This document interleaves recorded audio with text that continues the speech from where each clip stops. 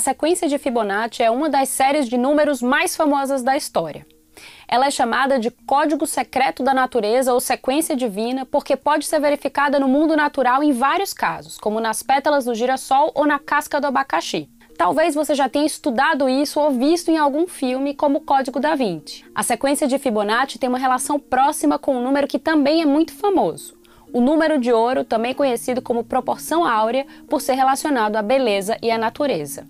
Sou Camila Veras Mota, da BBC News Brasil, e nesse vídeo explico a beleza dessa série de números. E falo também sobre a história quase esquecida de Fibonacci, o matemático italiano que deu nome a essa sequência e teve um papel-chave no restabelecimento do Ocidente como berço da ciência, da tecnologia e do comércio.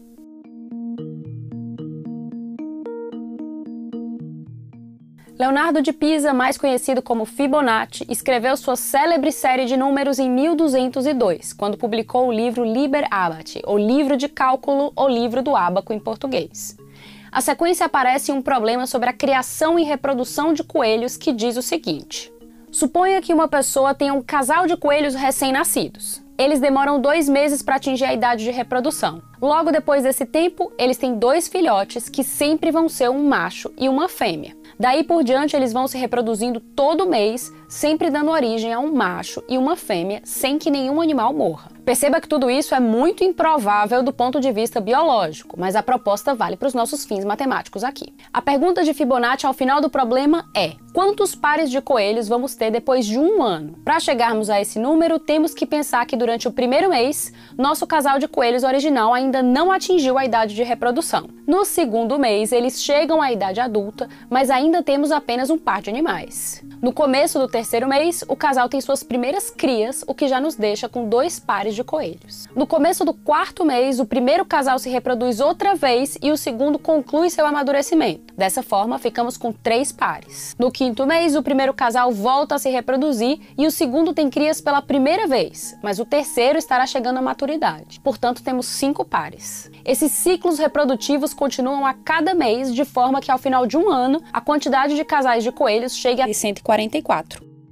São justamente os resultados de cada mês que formam a sequência que, na verdade, é infinita. A única coisa que precisamos saber é que qualquer que seja o número dentro da sequência, ele vai ser o resultado da soma dos 2 anteriores. Por exemplo, 13 vem da soma de 5 e 8, enquanto 21 é resultado de 8 mais 13. Então, se a gente quiser saber quantos pares de coelhos teremos em 1 ano e 1 mês, só precisamos somar 89 e 144, o que dá 233. Essa sequência que é tão famosa hoje em dia passou totalmente desapercebida na sua época. Apenas no século XIX, matemáticos começaram a estudá-la. Não demorou para que eles se maravilhassem pela frequência com que ela aparece na natureza. E foi então que ela recebeu oficialmente o nome de sequência de Fibonacci. Mas com o conhecimento científico surgiram problemas e mal-entendidos que existem até hoje. O primeiro é que essa série, na verdade, não foi inventada por Fibonacci. O registro mais antigo em que ela aparece é de algo entre 450 e 200 anos antes de Cristo,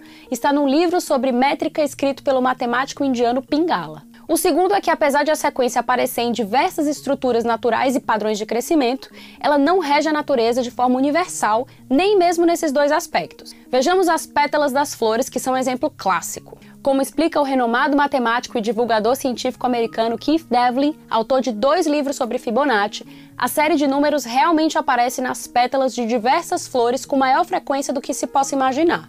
O lírio, por exemplo, tem 3 pétalas, a prímula tem 5, o delfínio 8, a erva de São Tiago 13 e a chicória 21.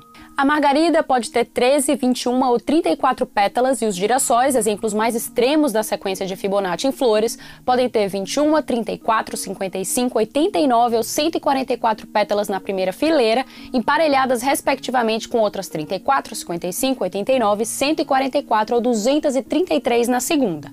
Dá pra ver que o padrão se repete em diversas espécies de flores e também em outros elementos da natureza, mas não existe uma regra geral. Existe um outro aspecto que se soma a toda essa confusão.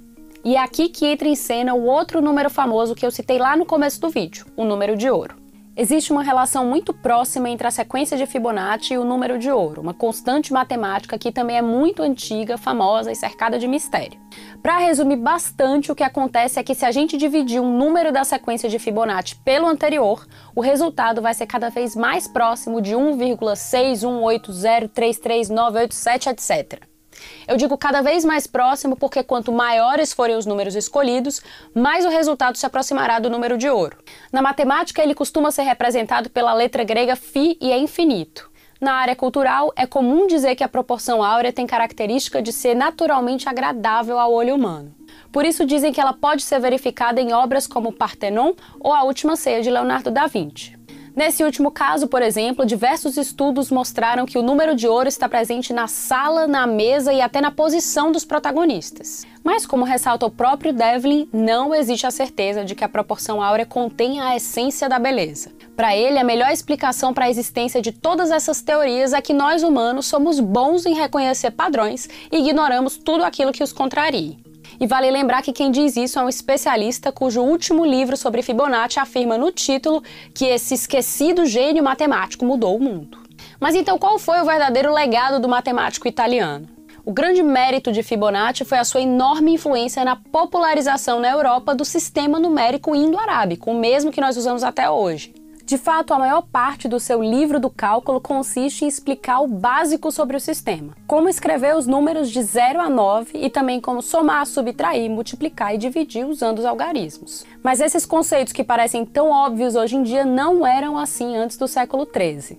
Muitos acadêmicos da Europa não só conheciam, como também usavam o sistema numérico indo-arábico. Mas os comerciantes e a população em geral ainda usavam o sistema romano, que exigia, por exemplo, que os cálculos fossem feitos com os dedos ou usando o ábacos. Fibonacci foi fundamental para o fim da chamada Idade das Trevas europeia e o início de uma nova era, em que o continente voltou à vanguarda das ciências e do comércio. Segundo Devlin, a história praticamente se esqueceu de Fibonacci porque, ao divulgar a matemática moderna, ele deu origem a mudanças tão poderosas que foram absorvidas de tal maneira pela sociedade que poucas gerações depois, as pessoas já consideravam o conhecimento que ele produziu como pressuposto. No final, a verdadeira revolução de Fibonacci foi ensinar que 2 mais 2 são 4. Eu fico por aqui. Você gosta de vídeos sobre matemática como esse? Então deixa aqui nos comentários. Muito obrigada e até a próxima!